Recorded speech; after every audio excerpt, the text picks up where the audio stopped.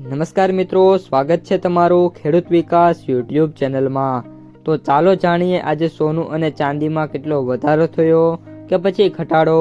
આ સાથે અમે તમને જણાવીશું કે આજે 18 કેરેટ, 22 કેરેટ અને 24 કેરેટ સોનાનો ભાવ શું ચાલે છે અને આ સાથે જાણીશું કે આજે સોના અને ચાંદીના વર્તમાન ભાવ શું છે।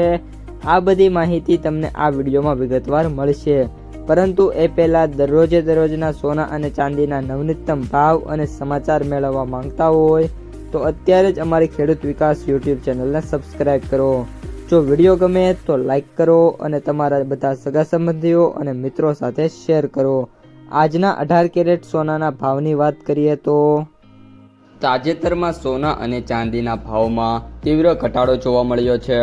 જૂનથી અત્યાર સુધી મલ્ટી કોમોડિટી માર્કેટમાં સોનાના ભાવ 17,000 રૂપિયા પ્રતિ 10 ગ્રામ અને ચાંદી છે એ 51,000 રૂપિયા પ્રતિ 1 કિલોએ ઘટી ગઈ છે।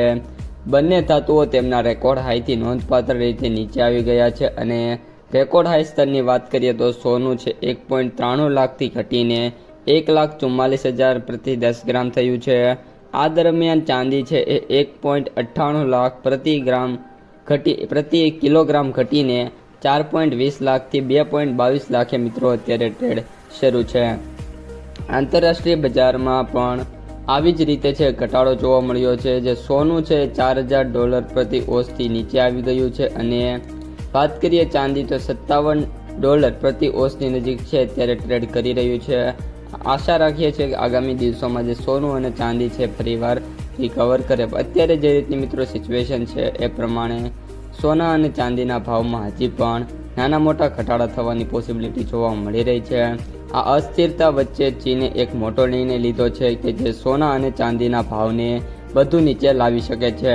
આ પગલું એવા સમયે લેવામાં આવ્યું છે કે જ્યારે ફેડરલ રિઝર્વ વ્યાજદરમાં વધારાની આશંકાને કારણે કિંમતી ધાતુઓ પહેલાથી જ દબાણ હેઠળ છે, જેના કારણે દરરોજ ભાવ ઘટી રહ્યા છે। જ્યારે સસ્તું સોનું ઘરેણાં અથવા ભૌતિક સોનાના ખરીદદારો માટે કાયદાકારક સંભાવના છે, જેના જૂન મહિનાના સોના અને ચાંદી ખરીદનારાઓ અથવા ટૂંકા ગાળા માટે સોનામાં વેપાર કરનારાઓ માટે આઘાતજનક હોઈ શકે છે।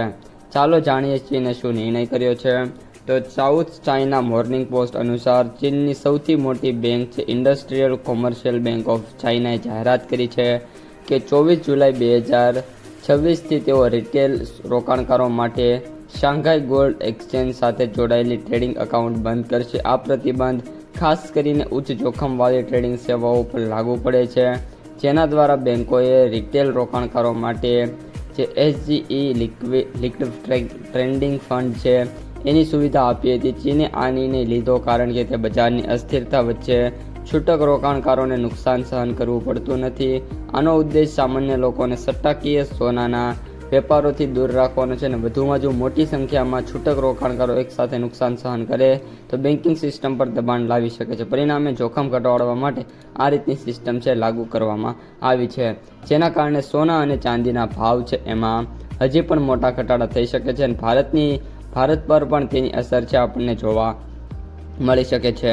વૈશ્વિક સોના અને ચાંદીના બજાર પરનું દબાણ ભારતીય કોમોડિટી બુલિયન અને બજારોમાં પ્રતિબિંબિત થઈ શકે છે। તો મિત્રો, આ હતા આજના સોના અને ચાંદીના તાજા ભાવ અને સમાચાર। જો તમને વિડીયો ગમે તો લાઈક કરી દેજો, તમારા મિત્રો અને સગા સંબંધીઓ સુધી વિડીયોને ખાસ શેર કરી દેજો અને જે પણ મિત્રો આપણી યુટ્યુબ ચેનલમાં નવા છે એ ચેનલને સબસ્ક્રાઈબ કરવાનું ભૂલતા નહીં।